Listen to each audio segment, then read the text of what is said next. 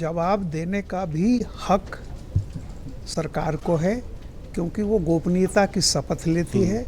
हर मंत्री गोपनीयता की शपथ लेता है।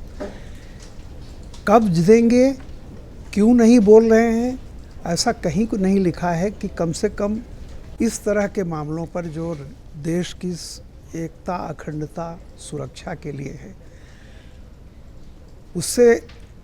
उस पर कहीं आज तो नहीं आएगी। बहुत सारी चीज़ें होती हैं और ऐसे कॉन्फ्लिक्ट में हमेशा ये रहा है कि सरकार वो चीज़ें धीरे धीरे सामने आती हैं। और आज की तारीख में सैटेलाइट जो भी है, जो ओपन में हो रहा है, कोई बेडरूम में तो हुआ नहीं है। अब तरह तरह की चीज़ें चल रही हैं। वेस्टर्न मीडिया उसमें कुछ कह रहा है, हमारे यहाँ कुछ कहा जा रहा है, पाकिस्तान कुछ क्लेम कर रहा है। तो सरकार हर चीज़ को देखती है। बहुत सारे इसके डायमेंशंस हैं।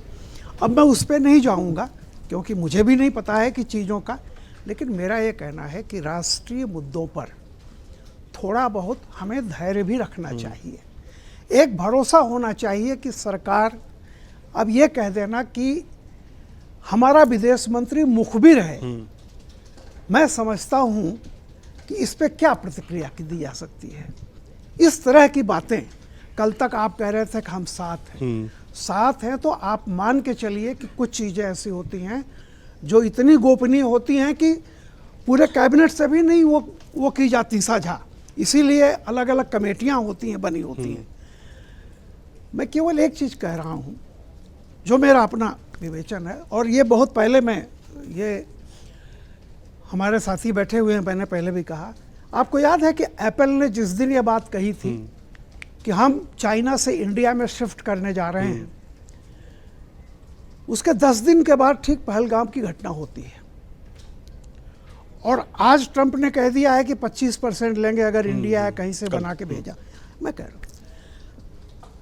वर्ल्ड बैंक और दुनिया के जितने बड़े IMF, सबका ये कहना है कि अगर भारत 6.5% की रफ्तार से बढ़ेगा तो इसको कोई विकसित देश बनने से रोक नहीं पाएगा। और हमारे मोदी जी कहा है कि 47 तक जा रहे हैं। आप ये देखिए कि इस कॉन्फ्लिक्ट के बाद जो दुनिया में हो रहा है, सारे बड़े जो विकसित राष्ट्र हैं अभी तक, चाहे वो क्रिश्चियनिटी रही हो, चाहे वो बुद्धिस्ट तो मैं नहीं कहूँगा, चाहे वो मंगोलियन रेस के लोग रहे हों, यहूदी हों, कहीं भी हों, किसी को ये नहीं होता है कि भारत जो है वो एक विकसित राष्ट्र बने। इसके लिए मेरे पास तमाम प्रमाण हैं। कैसे बांग्लादेश में डीप स्टेट ने क्या क्या काम किए, हर जगह किए जा रहे हैं। बहुत सारी चीज़ें ऐसी होती हैं, सरकार जिन चीज़ों को देख करके होती है। चाइना +1 की बात की गई थी। आज बहुत सारी ताकतें लगी हुई हैं कि भारत और पाकिस्तान में कॉन्फ्लिक्ट जो है वो वार में बदल जाए। आप जानते हैं कि अगर कोई भी कंट्री किसी युद्ध में फंस गई, कोई भी बाहर की कंपनी आपके यहाँ इन्वेस्ट नहीं करेगी। ठीक है। तो मुझे लगता है, मैं ये नहीं कह रहा हूँ क्या सरकार जवाब देगी, लेकिन अगर एक मौका होता है कि अगर अभी कुछ कहने से किसने किसका विमान गिराया, हमारे विपक्ष के नेता अगर ये सवाल कर रहे हैं कि हमारे कितने विमान गिरे, तो आप उसे साइकोलॉजी समझ सकते हैं, आप क्या चाहते हैं। मेरा केवल इतने विनम्र, आपने, भारत ने सिर्फ ये कहा था और बहुत सही कहा था, मोदी ने बिहार में ही कह दिया था कि हम आतंकवादियों से लड़ेंगे और उनके आकाओं से। हम, भारत ने कह दिया था कि हम किसी भी आपके आर्मी, मतलब डिफेंस पर, इंफ्रास्ट्रक्चर पर या सिविलियन पर हम कोई वार नहीं करने जा रहे हैं। ठीक है। और यही बताया, यही किया। जिन लोगों को शक है कि उन्होंने मुखबिरी की, मैं एक लाइन और कहूँगा, मसूद अजहर का पूरा परिवार खत्म हो गया।